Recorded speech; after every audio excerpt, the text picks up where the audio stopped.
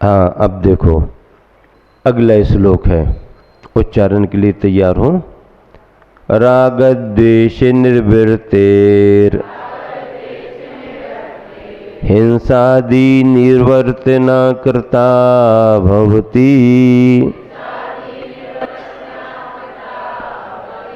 अनपेक्षितार्थ वृत्ति कः पुरुषा सेविते नृपति। एक साथ मिलकर, राग द्वेष निर्वृत्तेर हिंसादि निवर्तना कृता भवति अनपेक्षितार्थ वृत्ति का पुरुषा सेविते नृपति। एक बहुत अच्छा उदाहरण दिया है इसमें, और जो विषय आपने सुना था उसी को पुष्ट किया गया है। क्या कहा जा रहा है? राग द्वेष निवृत्ते है, राग द्वेष की निवृत्ति होने से क्या? हिंसादि पापों से निवृत्ति, हिंसादि निवर्तना कृता भवति, स्वयं हो जाती है। राग द्वेष अगर चला गया तो फिर हिंसादि पाप अपने आप चले ही जाएंगे, क्योंकि जिसे अनपेक्षितार्थ वृत्ति, जिससे किसी प्रयोजन रूप फल की प्राप्ति अभिलषित नहीं है, ऐसा कहा पुरुषा, कौन पुरुष? नृपतीन सेवते, राजाओं की सेवा करता है। उदाहरण अच्छा दिया। राजा की सेवा करने के लिए कौन जाएगा? जिसको कुछ प्रयोजन हो। भैया राजा को खुश करो, कहीं जगह मिल जाएगी, राज्य में रह जाऊंगा। राजा को खुश करो, अपने दरबार में कोई छोटी मोटी नौकरी दे देगा। राजा को प्रसन्न करो, कुछ पुरस्कार वगैरह दे देगा। राजा को थोड़ा संतुष्ट करो, भोजन पानी की पूछ लेगा। कुछ प्रयोजन हो तो ही तो किसी की सेवा आदि करेगा। अगर प्रयोजन ही नहीं है तो कोई किसी की सेवा प्रशंसा आदि आदि काय को करेगा। अपना कुछ प्रयोजन होता है तभी हम कोई कार्य करते हैं। अपना प्रयोजन क्या है? राग द्वेष की निवृत्ति हो। तो इसके लिए हम क्या करेंगे? हिंसादि पापों से दूर होंगे। हिंसादि पापों से दूर क्यों हो रहे? क्योंकि राग द्वेष से छुटकारा पाना है। राग द्वेष हमारे परिणामों में आ रहा है। कारण क्या बन रहे हैं? ये हिंसादि पापों की प्रवृत्ति। हिंसादि पापों की प्रवृत्ति राग द्वेष कराती है। कराती कि नहीं कराती? अब राग द्वेष से बचना है तो हिंसादि पापों को छोड़ना पड़ेगा। अब अगर राग द्वेष को दूर नहीं करना तो हिंसादि पापों से बचने की कोई जरूरत है ही नहीं। अगर तुम्हें कुछ नहीं चाहिए तो राजा के पास काय को जा रहे, खुशामद काय को कर रहे? तुम्हें जरूरत है तो राजा को प्रसन्न करने के आप उपाय कर रहे हो। राग द्वेष हमें छोड़ना है तो हिंसादि पापों को छोड़ेंगे। हिंसादि पापों को छोड़ने का मतलब क्या? अहिंसा आदि व्रतों का संकल्प। हिंसा छोड़ने का मतलब क्या? अहिंसा का व्रत। झूठ छोड़ने का मतलब क्या? सत्य का व्रत। 5 पापों को छोड़ने का मतलब है 5 व्रतों को अंगीकार करना। और ये 5 व्रत ही संयम कहलाते हैं। इन्हीं 5 व्रतों को हम चारित्र कहते हैं। तो ये चारित्र धारण क्यों किया? राग द्वेष की निवृत्ति के लिए। अगर राग द्वेष की निवृत्ति किसी की हो गई, समझ लो, तो काय को चारित्र धारण करेगा? लेकिन ऐसे राग द्वेष की निवृत्ति नहीं होती है। राग द्वेष की निवृत्ति कब होगी? जब संकल्प पूर्वक 5 पापों से अर्थात अविरति असंयम से हम दूर होंगे, संकल्प पूर्वक दूर होंगे। तो इस तरह से दूर होने से फिर राग द्वेष की निवृत्ति का रास्ता प्रशस्त होगा। नहीं, जब हमारा राग द्वेष दूर हो जाएगा तो फिर अपने आप चारित्र आ जाएगा। ना राग द्वेष कभी दूर होगा न कभी चारित्र आने वाला है। नहीं नहीं, ऐसा कहा जाता ना, अंदर की कसाएं घटाओ अपने आप चारित्र आएगा। अंदर की कसाएं घटाने का उपाय क्या है?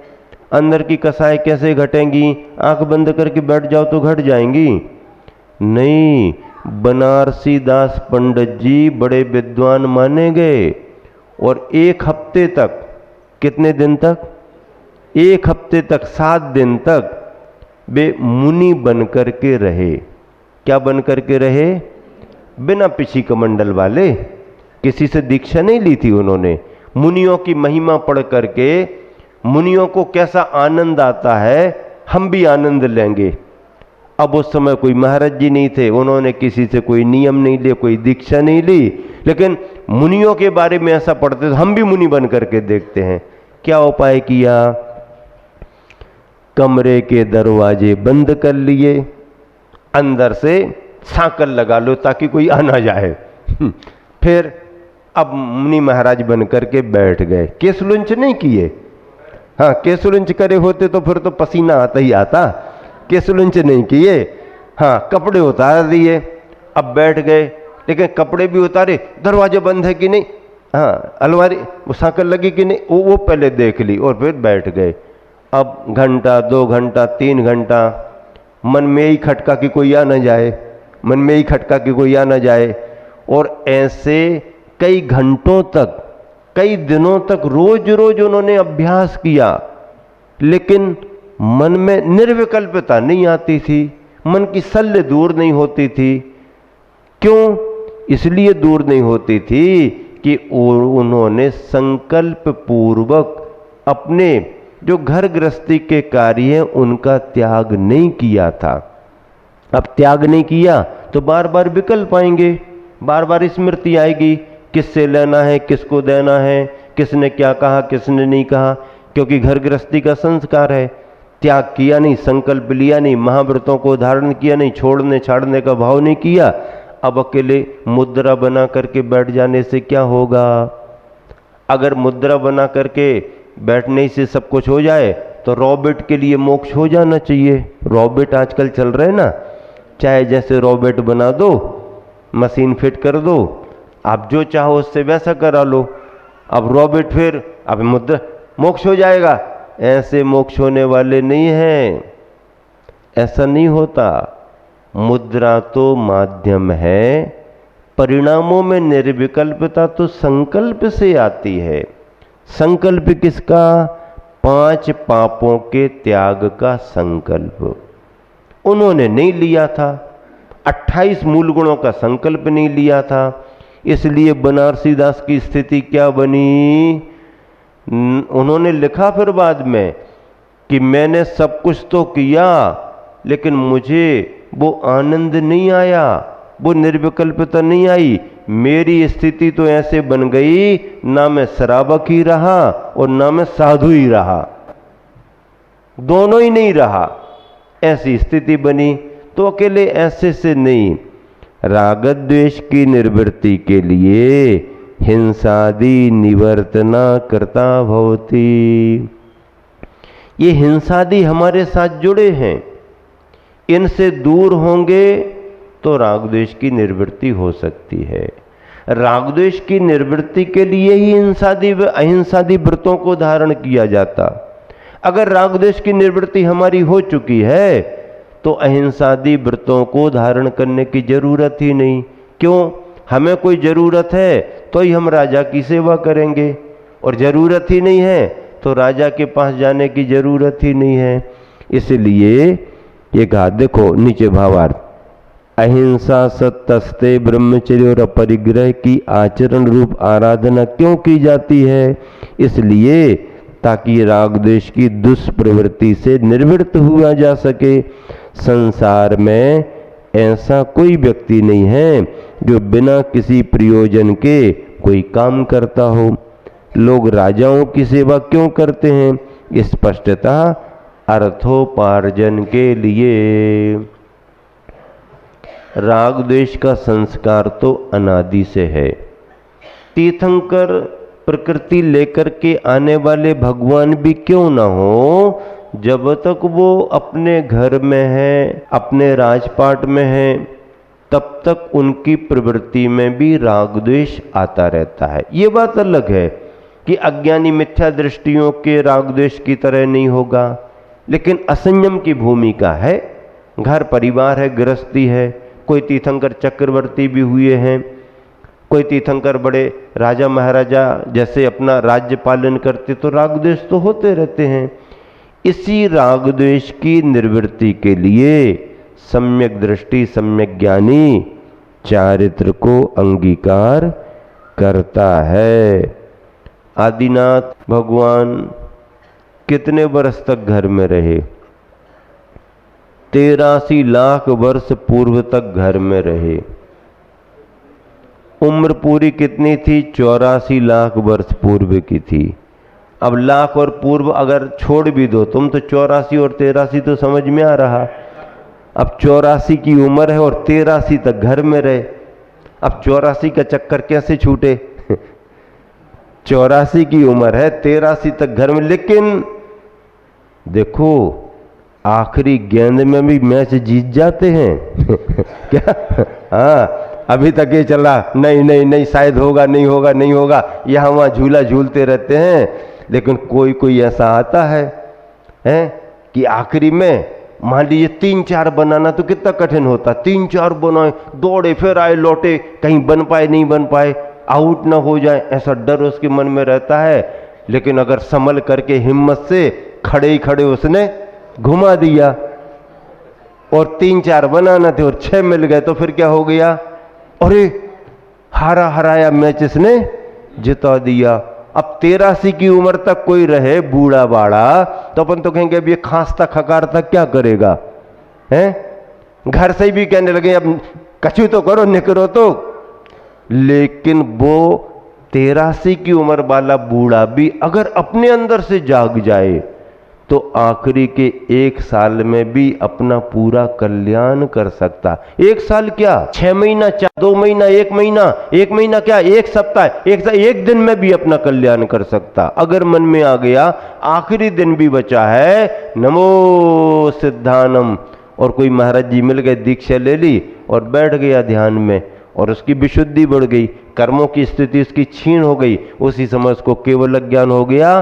बूढ़ा आदमी भी जवान होकर के केवल ज्ञान से सुंदर होकर के मोक्ष चला जाएगा। और हम यही सोचते बैठे रहेंगे ये बूढ़ा क्या करेगा, क्या करेगा? नहीं, ज्ञान और वैराग्य के लिए कोई उम्र का बंधन नहीं होता। 8 में ही आएगा या 60 में आएगा, बचपन में होगा या 55 में होगा, इसका कोई बंधन नहीं। परिणाम जिसके जाग जाएं, 8 वर्ष अंतर मुहूर्त में मुनि बन जाते।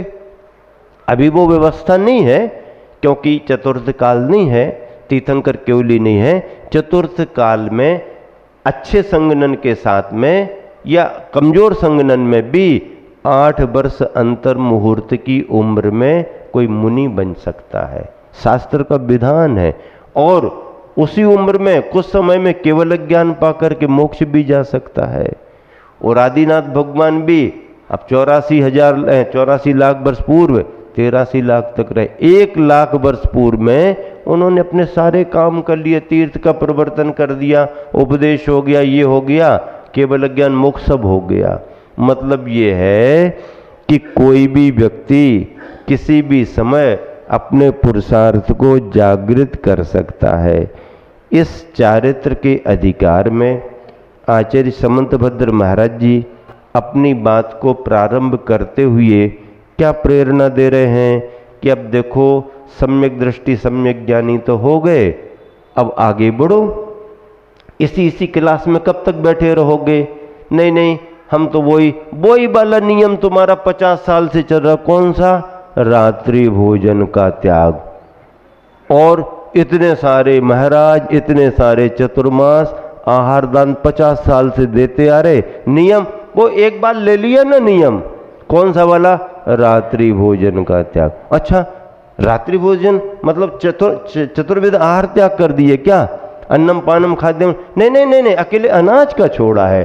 अब उसी अनाज के छोड़ने में कितने चतुर्मास करा दिए, कितने महाराज माता जियों को आहार दे, और एक ही क्लास में उसमें ही संतुष्ट हो? नहीं, बढ़ते रहना चाहिए। आचार्य महाराज क्या कह रहे कि जहां पर जो है उससे आगे बढ़ो। सम्यक दर्शन सम्यक ज्ञान आ गया, समय निकल गया, ठीक, आगे तो बढ़ो। भरत चक्रवर्ती ने एक साथ नहीं दीक्षा ली तो नहीं ली, लड़े झगड़े कुछ भी किया, लेकिन दीक्षा ली तो सबसे कम समय में केवल ज्ञान आ गया। बाहुबली को 1 साल लग गया, आदिनाथ भगवान को केवल ज्ञान पाने में 1000 वर्ष लग गए। अब देखो, तीर्थंकर 1000 वर्ष में केवल ज्ञान हो रहा, बाहुबली 1 वर्ष में केवल ज्ञान हो रहा, और भरत दीक्षा लेते ही, ध्यान में बैठते ही अंतर मुहूर्त में केवल ज्ञान हो गया। बाद में उनकी आयु रही, बिहार हुआ, सब ठीक है, लेकिन केवल ज्ञान जल्दी हो गया। तो चारित्र को धारण करने की प्रेरणा आचार्य महाराज दे रहे हैं, और इसलिए प्रेरणा दे रहे चारित्र धारण करने की कि राग द्वेष की निवृत्ति किसको करनी है? जो सम्यक दृष्टि है, जो सम्यक ज्ञानी है, उसके लिए सम्यक दर्शन सम्यक ज्ञान तो आ गया, लेकिन अभी असंयम बना हुआ है। असंयम में आरंभ परिग्रह चल रहा है, राग द्वेष चल रहे हैं। इससे छुटकारा पाने के लिए वो सम्यक दृष्टि सम्यक ज्ञानी को क्या करना पड़ेगा? चारित्र को धारण करना पड़ेगा। चारित्र को धारण इसलिए किया जाता है कि राग द्वेष को दूर करने का प्रयोजन है। अगर राग द्वेष जीव के साथ ना हो तो चारित्र को धारण करने की कोई आवश्यकता नहीं है, लेकिन है राग द्वेष का संस्कार, तो उसे दूर करने के लिए चारित्र को धारण किया जाता है। दोहा पढ़िएगा, राग द्वेष निवृत्ति निमित्त करे हिंसा दिक त्याग, बिना प्रयोजन कौन नर भूप सेव में लाग। भूप राजा की सेवा में लगता है। 48वें नंबर का पद निकाले। हाँ देखिए, हिंसादिक सब पापों के जब निराकरण के करने से, राग द्वेष ये मिटते कारण बाधक कारण मिटने से, जिसके मन में अनुभव भी नहीं धन मणि यश की अभिलाषा, किस विध कर सकता फिर सेवा राजा की वह बन दासा। राजा का दास बन करके फिर कौन सेवा करेगा, क्योंकि उसे कुछ पाने का प्रयोजन नहीं है। देखिए, यही मोक्ष का मार्ग है। सम्यक दर्शन आना भी बहुत दुर्लभ है, उसके साथ सम्यक ज्ञान पाना भी दुर्लभ है। अगर ये दोनों आ गए तो चारित्र का मणि रत्न जुड़ना और ज़्यादा दुर्लभ है। तीनों के योग से रत्नत्रय बनता है, और यही रत्नत्रय मोक्ष का मार्ग है। इसी मार्ग से आगे बढ़ करके मुक्ति मंजिल को प्राप्त किया जाता है। इसी शुभ भावना से विराम देता हूँ। महावीर भगवान की जय।